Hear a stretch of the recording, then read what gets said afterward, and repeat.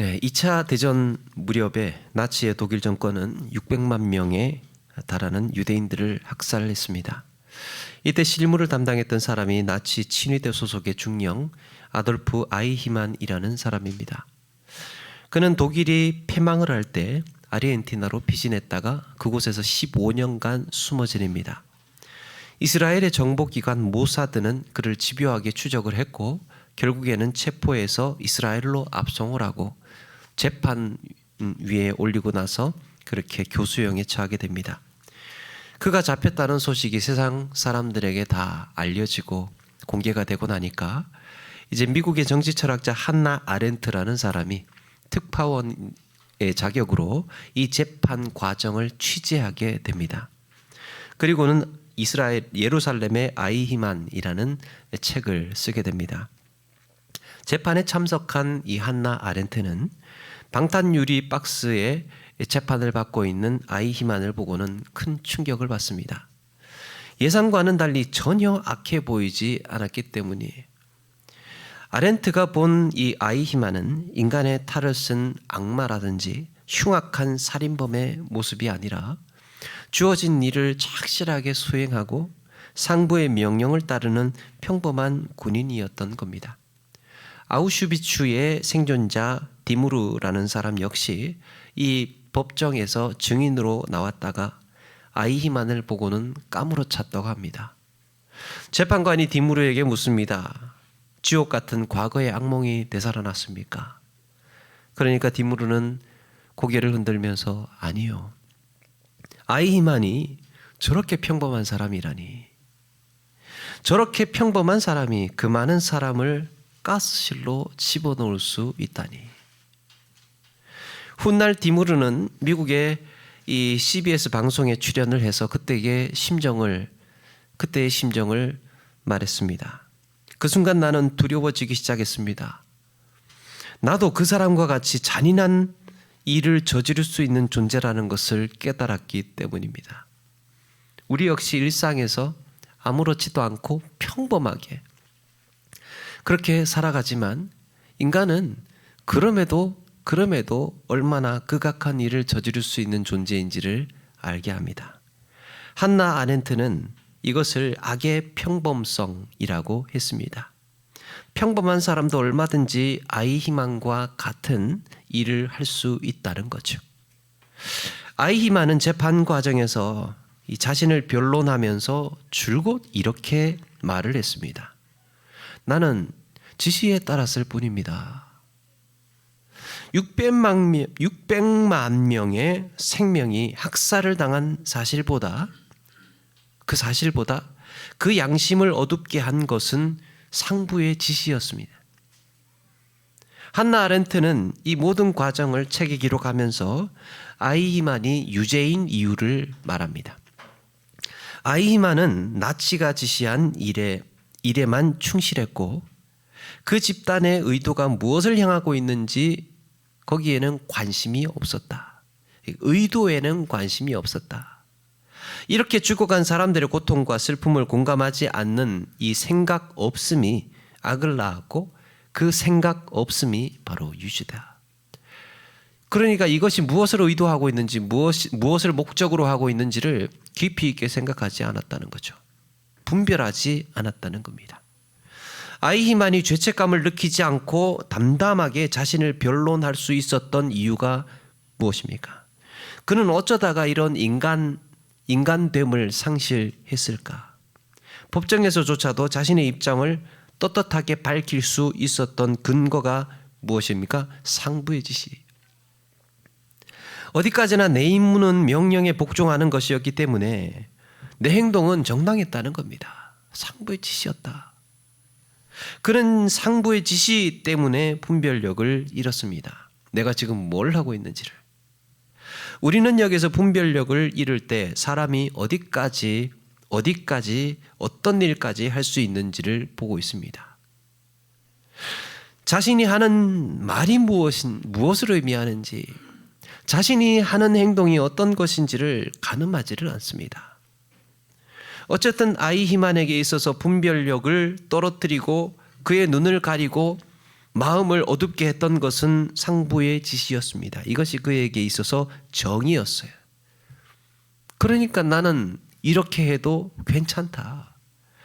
어쩌면 우리는 규칙에 의존해서 죄책감을 잃어버린 세상에 살고 있는지 모릅니다. 인간이 만들어 놓은 법이나 고정관념이나 또는 시대의 흐름이라든지 전통이라든지 이런 것들이 그런 역할을 하는 것은 아닐까? 이런 것이 인간의 죄책감을 묻게 만드는 상부의 지시가 아닐까?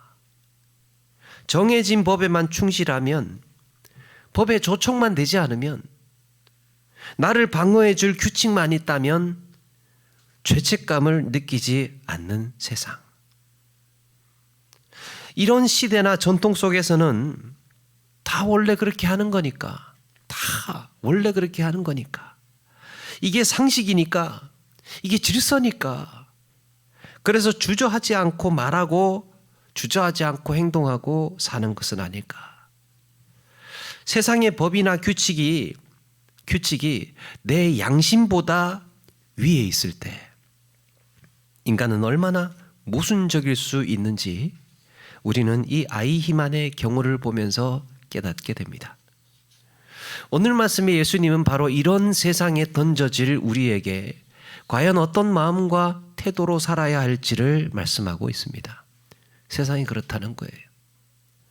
예수님은 12 제자에게 이방인이나 사마리아인에게로 가지 말고 가장 급한 이스라엘의 잃어버린 어린 양에게 가라고 말씀을 하십니다. 그들은 소돔과 고모라보다 더 극심한 심판의 위기에 놓여 있습니다.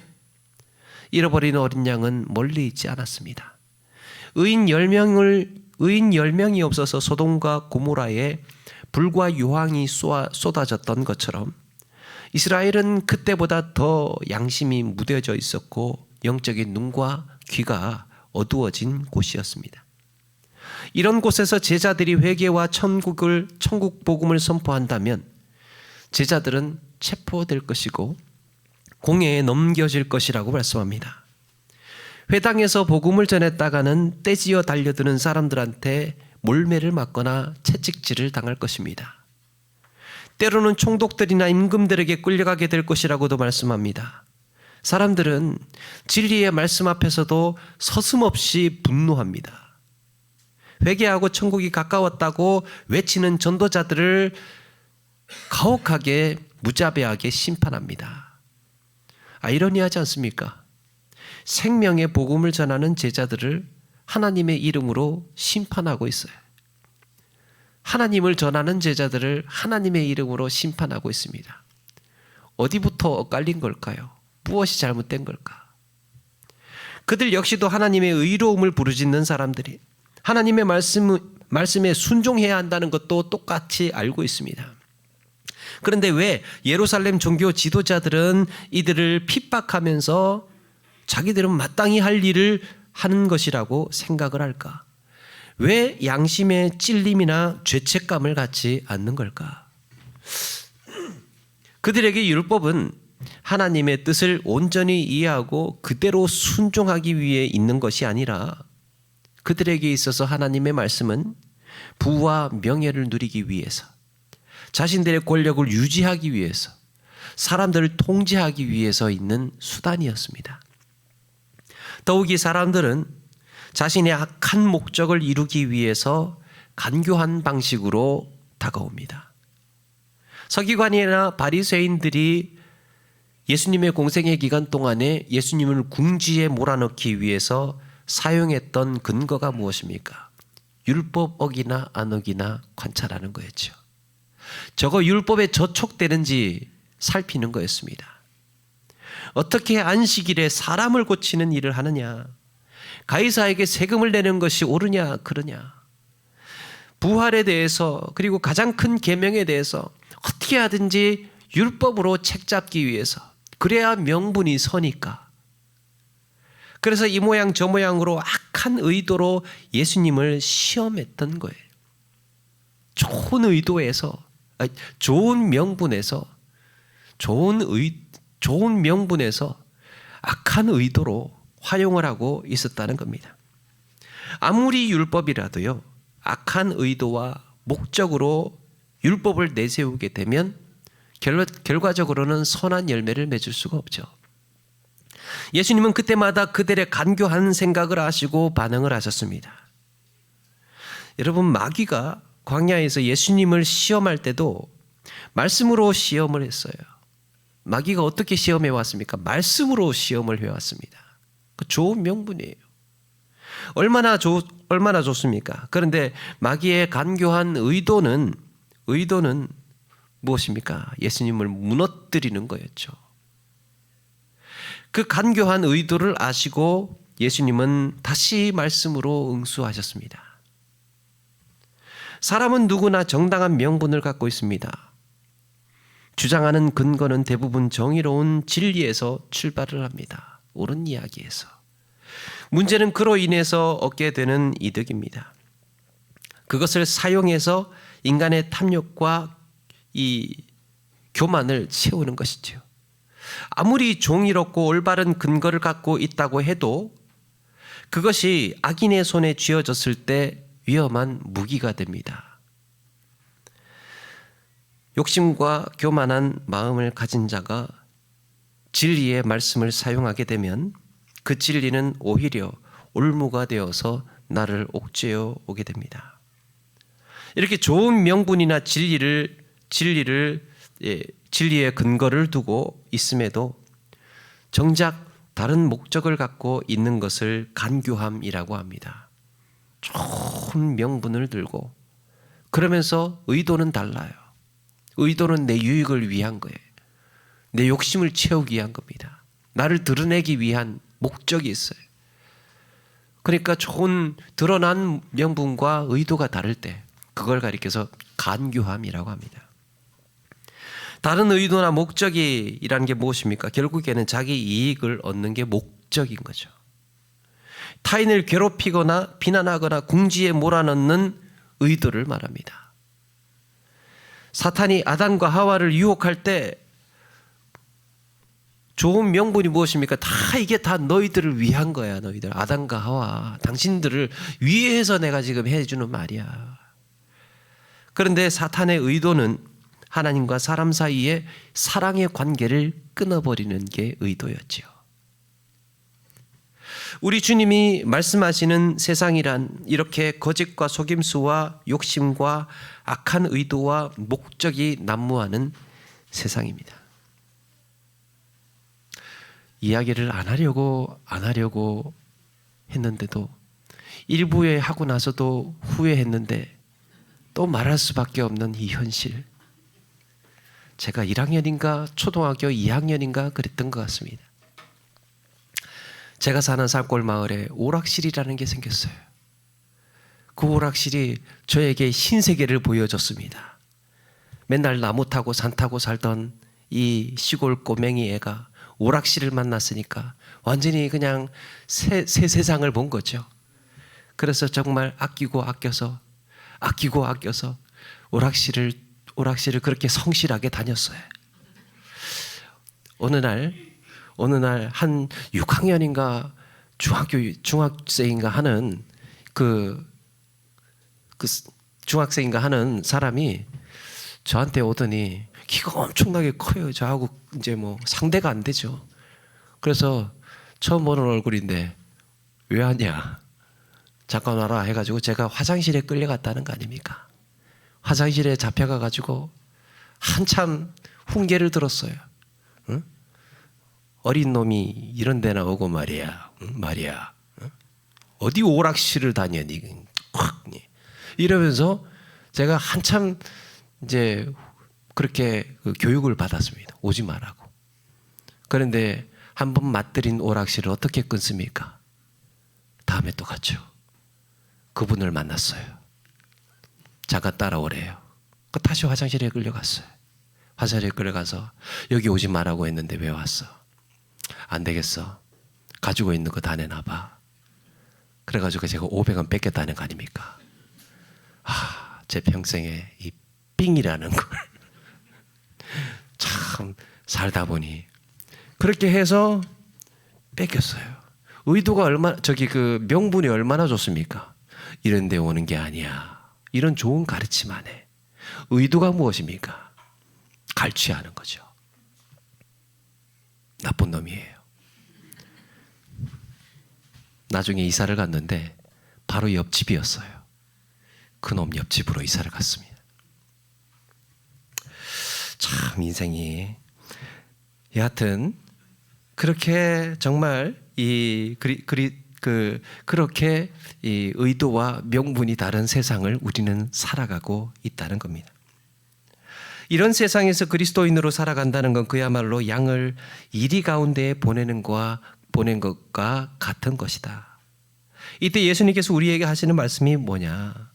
그러므로 너희는 뱀같이 지혜롭고 비둘기같이 순결하라. 간교한 세상에서 나를 지키는 두 가지가 있답니다. 그게 지혜와 순결이래요. 지혜와 순결. 한 가지만 가지고는 안 되고 지혜와 순결이 함께 있어야 된다. 그런데 지혜를 말씀하시면서 뱀같이 지혜로워야 한다고 하십니다. 성경에서 뱀은 간교한 이미지를 갖고 있습니다. 여기서 주님은 뱀의 간교함을 말씀하시는 게 아니라 실제로 뱀이 가지고 있는 속성을 말씀하셔요. 뱀의 움직임이 어떻습니까? 때로는 예민하고 민첩하게 반응을 하면서도 평소에는 매우 신중하고 조심스럽게 움직이는 게 뱀이죠. 우리는 모든 관계에서 타인의 말이 나를 궁지로 몰아가는 말인지 겉으로는 좋은 명분을 갖고 있지만 속으로는 나에게 해를 끼치는 것은 아닌지 깊이 생각하고 신중해야 한다는 겁니다. 그리스도인은 기본적으로 신중함이 깔려 있어야 돼요. 신중함이. 내가 하는 말이 무엇인지, 내가 하는 이 몸짓이 무엇인지를 늘 이해하고 선한 의도를 가지고 있어야 된다는 겁니다. 생각 없이 행동했어요. 근데 나중에 생각 없이 행동하고 정말 기분 좋게 그냥 장난삼아 했는데 나중에 그게 불리해지면 나를 압박하고 나를 억누르는, 나를 불리하게 만드는 트집이 될 수 있다는 겁니다. 더 나아가서 나도 내가 누군가에게 말을 하거나 행동을 할 때요, 내 유익을 위해서 내 욕심과 교만 때문에 좋은 명분을 내세워서 누군가를 힘들게 하거나 아프게 한 것은 아니었나 돌아보아야 합니다. 나도 그러지는 않았나. 또 하나는 비둘기같이 순결하라. 비둘기는 순결의 상징이죠. 이때 순결은 어딘가에 섞이지 않고 때묻지 않았다는 것을 의미합니다. 하나님의 말씀을 따르면서 살아갈 때 내 마음이 욕심이나 교만 같은 불순물에 오염되는 것을 주의해야 한다는 거예요. 좋은 명분에 가려진 악한 의도나 목적을 보아야 합니다. 주님은 우리에게 악하고 추한 의도나 목적이 섞이지 않고 이것이 과연 그런 것인지 깊이 생각하는 신중한 지혜가 필요하다고 말씀합니다. 이런 지혜를 가리켜서 바로 분별이라고 합니다. 잠언 8장 12절에 나 지혜는 명철로 주소를 삼으며 지식과 근신을 찾아 얻나니 라고 했습니다. 여기서 명철은 신중함을 말합니다. 그러니까 지혜는요, 신중함에서 시작이 되는 거예요. 신중함에서 출발을 합니다. 신중함을 주소로 삼고 그게 출발입니다. 지혜의 출발, 신중함. 그리고 이 근신이라는 말은 합리적으로 이해할 수 있는 영적인 능력을 말한답니다. 모든 상황 속에서. 그러니까 책이라든지 이론이라든지 이런 그냥 개념으로만 쓰는 지혜가 아니고 실천적인 지혜. 정말 내 삶에 맞닥뜨렸을 때 이 현실에서, 이 상황에서 내가 어떻게 해야 하는 것인지에 대한 판단, 그걸 이제 분별력.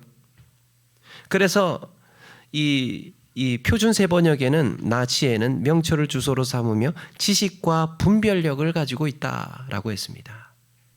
다시 말해서 분별력은 신중한 가운데에 신중함을 기반으로 해서 현실을 어떻게 판단하고 이해할 수 있는지 하는 이런 능력이라고 할 수 있습니다. 선하신 하나님의 말씀이 정작 현실에서 어떻게 적용이 되고 어떻게 구현이 될 것인가. 같은 진리, 같은 하나님의 말씀에서 출발하더라도요, 타락한 인간의 욕심이나 교만이 들어있는지 볼 수 있어야 한다는 겁니다. 과연 하나님의 선하심이 그대로 드러나는 말인지, 하나님의 선하심이 정말 말 거기에서도 그대로 구현이 되고 드러나는 건지, 하나님의 선하심이 잘 드러나는 행동인지 판단하는 힘이 우리에게 필요하다는 거예요. 세상에 정의를 외치지 않는 사람이 어디 있습니까? 세상에 사랑을 외치지 않는 사람이 어디 있습니까? 그런데 그것이 제대로만 잘 구현된다면 왜 상처를 받고 왜 아파하는 일이 벌어지겠습니까? 600만 명이라는 유대인을 학살하는 동안에 아히만이 간과했던 것이 무엇입니까? 군인으로서 조국에 충성한다는 좋은 명분을 갖고 있었지만 유대인 말살을 의도하고 있다는 사실을 분별하지 않았습니다. 그게 중요하지 않다는 거예요. 왜 중요하지 않습니까? 계시록 2장 23절 이하에 주님께서 나는 사람의 뜻과 마음을 살피는 자인 줄 알라라고 하면서 두아디라 교회를 향해서 사탄의 깊은 것을 알지 못하는 너희에게 말하노니 라고 책망을 하십니다. 사탄의 깊은 것까지 알지 못하는 너희에게 말하노니. 사탄의 깊은 것을 알지 못했던 두아디라 교회. 여러분, 우리는 사탄의 숨은 의도에 늘 주목하고 주의를 기울여야 합니다. 좋은 것으로 포장해 오죠. 좋은 명분으로 시작을 합니다. 좋은 말로 다가옵니다. 그런데 그 의도와 그 흐름과 그 목적이 무엇인지를 늘 주목하고 있어야 된다는 거죠. 아무리 좋은 법이나 도덕이라도 그걸 쓰는 사람이 불의하면 그것조차도 불의의 무기가 되는 거예요. 따라서 하나님의 말씀을 불의의 무기로 쓰지 않기 위해서 내 의도나 목적 또한 선해야 한다는 겁니다. 이게 오늘 말씀의 포인트예요. 하나님의 말씀을 사용함에 있어서 내 의도조차도 내 목적조차도 선해야 한다. 선이 없는 지혜는 간교하다고 했습니다. 지혜가 있는데 지혜로운데 거기에 선이 빠져 있어요. 그러면 어떻게 됩니까? 간교해지는 거죠. 반대로 지혜가 없는 선은 간교함을 이기지 못합니다. 그냥 선한 것만 있어요. 지혜롭지를 못하다면 간교함을 이기지를 못합니다. 그렇다면 어떻게 사탄의 깊은 것을 우리가 알아차리고 사탄의 깊은 것을 어떻게 알아차리고 선함을 잃지 않을 수 있을까? 오늘 말씀 20절에 보니까 말하는 이는 너희가 아니라 너희 속에서 말씀하시는 이 곧 너희 아버지의 성령이시니라. 말하는 일은 너희가 아니래요. 너희가 말하지 마라. 언젠가 상황에 대한 말씀을 나누면서 사람에게 있어서 가장 강한 영향을 주는 것은 상황이라고 했습니다. 사람은요, 이 상황만큼 사람을 혼란에 빠뜨리고 상황만큼 사람을 속이는 것은 없어요. 상황 때문에 사람이 혼란스러워지는 거죠. 너희를 넘겨줄 때에 어떻게 또는 무엇을 할까 염려하지 말라. 너희를 넘겨줄 때에 그 다음 단계로 재판이 넘어가는 거죠. 그 다음 단계로. 그러니까 사람들한테 붙잡혀서 넘겨지면 위험한 상황이 전개될 겁니다. 마음이 불안해져요. 이게 지금 어떻게 지금 진행되는 건지 마음이 조급해집니다. 상황이 안 좋아지는 거죠. 상황이 안 좋아지면 마음을 약하게 만들어요. 마음을 흔들어 놓습니다. 그래서 그 상황이 사람을 현혹시켜요. 상황은 우리에게 이렇게 속삭인다는 거예요. 이 상황에서 네가 살려면 속여야 돼. 이 상황에서. 그 속여도 되는 정당함을 만들어 주는 거죠. 이 상황에서 예수 믿는다는 거 좀 감춰야 돼. 좀 미뤄야 돼. 이 상황에서는 거짓말 좀 해도 돼. 그게 우리를 합당하게 생각한다는 거예요. 하게 한다는 겁니다. 이 상황에서는 모른 척 해야 돼. 이 상황에서는 네 생각대로 해야 돼. 급하니까. 여기서 악한 의도가 생산이 되고 분별력을 잃게 만들어 버립니다. 우리는 어디에서부터 출발해야 하는가? 그런데 여러분, 내 마음속에 말씀하시는 성령께서는 또 다른 질문을 해오신다는 거죠. 이 상황에서도 네가 참고 인내하고 기도하겠느냐? 이 상황에서 하나님의 선하신 뜻이 무엇인지를 분별하고 거기에 순종하겠느냐? 물어온다는 겁니다.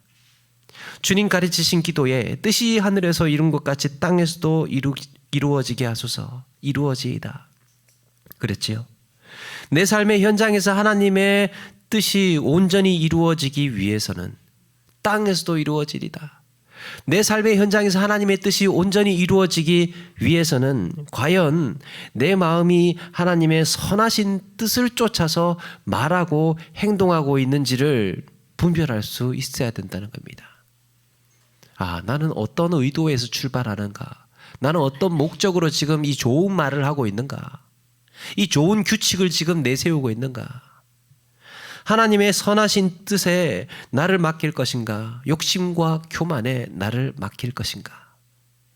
하나님께서 나를 내버려 두셨으면 우리는 세상에서 아이히만처럼 악한 의도나 목적을 읽어내지 못했을 것이고, 누군가를 상처 주고 괴롭히고 비난하고 궁지에 몰고 창피를 주고 힘들게 하면서도 내가 마땅히 해야 할 일을 했다고 생각했을지 모릅니다. 창피 주고 비난 주고 궁지에 몰면서도 다 그렇게 하는 거니까, 뭐 사람들 다 그렇게 살지 않아? 이게 전통이잖아. 이게 관습이잖아. 이게 법이잖아. 다 원래 이렇게 하는 거니까 내가 쓰는 폭력은 정당하고 내가 함부로 말하고 함부로 행동하는 것은 떳떳하다고 생각을 하는, 그러니까 우리의 양심을 무디게 만드는 그런 것들이 있지 않는가? 우리는 살펴야 한다는 겁니다. 그러고도 나는 정의롭고 내 명분은 정당하다고 믿었을지 모릅니다. 그러나 우리 주님은 평범한 삶에서 정당하다고 생각했던 이 악함을 보게 하셨습니다. 내가 무슨 말을 하면서 살아왔는지, 어떤 악한 말을 하면서 살아왔는지, 어떤 행동을 하면서 살아왔는지를 우리 주님은 보게 하셨습니다. 하나님의 선하신 뜻에 그리고 하나님의 선하신 뜻에 의존하면서 살게 하셨습니다.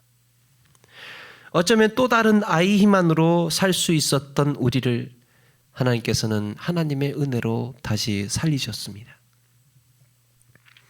내가 걸어가는 길이, 내가 하는 일이, 내가 사는 삶이 어떤 것인지 우리는 잘 분별하지 못했으나 하나님의 선하신 뜻을 보게 하셨고 하나님의 은혜로 깨닫게 해 주셨던 거죠. 그래서 지금까지 우리가 이곳에 올 수 있었고 성도로 살 수 있었고 구원받은 하나님의 자녀로 살 수 있었던 이 모든 것은, 나의 나된 것은 하나님의 은혜로 된 것인 줄로 믿습니다. 우리는 여기에 의존하고 여기에 관심을 갖고 여기에 집중해야 되는 거예요. 이렇게 하나님의 선하신 뜻을 따라서 지혜롭게 모든 살아가는 모든 환경과 처지를 신중하고 지혜롭게 분별할 수 있는 성도, 그런 믿음의 길을 걸어가시는 저와 여러분 되기를 주의 이름으로 축원합니다.